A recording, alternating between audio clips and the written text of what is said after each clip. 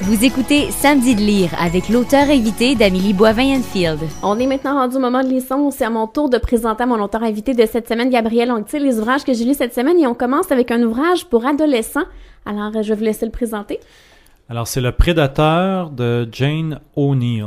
Alors, c'est l'histoire de Jessica, la petite sœur d'Alexandra, qui insiste beaucoup pour que sa grande sœur de 15 ans l'accompagne dans une chasse au trésor dans la forêt, en compagnie de sa meilleure amie Emily. Et pour la convaincre, Jessica va dire à sa grande sœur que le grand frère de Emily sera là, le beau Émile, qui est âgé de 17 ans, qu'elle trouve vraiment de son goût depuis quelques temps. Et Jérémy sera là, lui aussi, pour l'accompagner. Ils vont avoir beaucoup de plaisir dans cette chasse au trésor-là, mais ils vont rencontrer un ours dans le bois. Et à partir de ce moment-là, ils vont tenter de fuir et ils vont se perdre dans la forêt. Et pour tenter de retrouver leur chemin, ils vont également trouver un autre prédateur qu'ils vont rencontrer dans la forêt. Mais ce sera pas un prédateur auquel on s'attend dans l'ouvrage. Je vais laisser le plaisir aux jeunes de lire l'ouvrage. Alors, c'est un très bon roman pour adolescents avec un très bon suspense où on traite de tabous. Et c'est là qu'on découvre que les prédateurs ne sont pas toujours ceux qu'on pense. Alors, j'ai très hâte de lire la suite du Prédateur. Alors, c'est de Jane O'Neill. On y va avec le prochain. Alors, c'est Moitié vrai d'Ariane Cordeau. Alors, c'est l'histoire de Marie-Alliance Mimi, qui est une avocate. Ses parents sont séparés depuis quelques années et son père est gravement malade. Il lui apprend qu'il serait peut-être pas son père naturel, puisqu'au début de la relation avec sa mère avait un amant.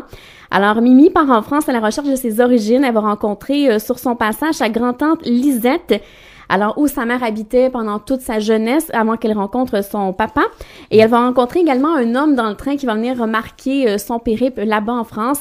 Alors, un très bon premier roman qui traite du mensonge, jusque-là dans le placard, un peu comme dans votre ouvrage, et dans la quête aussi de qui elle est, cette fameuse Mimi-là. Alors, j'ai vraiment beaucoup aimé. Ça s'appelle Moitié vrai d'Ariane Cordeau.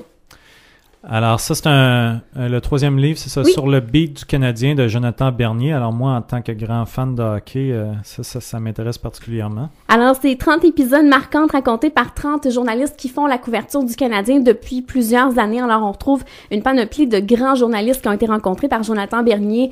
Alors, comme par exemple Yvon Penneau, Martin McGuire. Alors, c'est vraiment très intéressant. Et en plus, c'est signé par Guy Lafleur, alors qui nous raconte comment ça se passait lorsqu'il était joueur. Parce qu'à l'époque, les joueurs discutaient beaucoup avec les journalistes et aujourd'hui, c'est mal vu de voir les journalistes discuter avec les joueurs de hockey. Alors, on parle comme par exemple des phrases des frères Costicine qu'on a entendu il y a de cela quelques années, la transaction pour l'arrivée de Pierre Turgeon lorsqu'il est arrivé avec le Canadien, l'annonce du retrait du chandail de Patrick Roy qui a été vraiment toute une annonce pour le journaliste qui a appris la nouvelle. Aussi Mike King qui voulait pas apprendre le français, ça a été un scandale dans les journaux à l'époque. L'attentat du 11 septembre commence à marquer le travail des journalistes lorsqu'ils devaient prendre l'avion.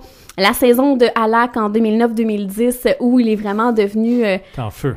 Ben oui, il était en feu et le public l'adorait et quand il y a eu la transaction pour l'échanger, le public était vraiment pas content. Alors on nous raconte ça. Aussi Jean Perron qui avait une très mauvaise entente avec le journaliste Yvon Penneau lorsqu'ils ont gagné la Coupe Stanley en 1986. Alors on nous raconte que à l'époque, Jean Perron était pas beaucoup aimé par les joueurs, qu'il y avait quelqu'un de l'extérieur qui disait aux joueurs quoi faire et... Alors, c'est vraiment très intéressant. On apprend plein de dessous du Canadien de Montréal. J'ai vraiment beaucoup aimé. Alors, pour les fans, vous allez vraiment adorer cet ouvrage de Jonathan Bernier sur le beat du Canadien. Et on termine maintenant avec un autre ouvrage. De plus en plus végé, donc des recettes végétariennes. Oui, 150 recettes épatantes où la viande est en option. Alors, c'est écrit par Nettie Cronish et Pat Crocker. Nettie, une des auteurs de cet ouvrage-là, est végétarienne, mais sa famille ne l'est pas. Alors, ils mangent toute de la viande. Et elle explique comment ça peut être difficile des fois de satisfaire tout le monde lorsque nous, on est végétarien, qu'on reçoit de la famille ou qu'on a des enfants ou notre conjoint qui, eux, veulent manger de la viande. Alors, c'est très intéressant. Alors, on a la portion végé dans l'ouvrage et on a aussi la portion en rouge pour soit la viande ou les poissons quand on veut l'ajouter pour pas faire plein de recettes différentes lorsqu'on veut amener justement les recettes végétariennes. Et pour les gens qui veulent commencer à consommer un peu moins de viande, c'est un très bel ouvrage. Et en plus, on nous donne aussi des trucs à avoir toujours dans le frigo et dans le garde-manger lorsqu'on veut prendre une tendance un peu plus végétarienne. Alors, plusieurs conseils, vraiment un très bel ouvrage pour les gens qui veulent avoir un tournant un peu plus vert là, dans leur alimentation. Alors, c'est de plus en plus végé, 150 recettes épatantes avec la viande en option de Nettie Cronish et Pat Crocker. On s'arrête et dans les prochains instants, ce sera déjà la conclusion de l'émission.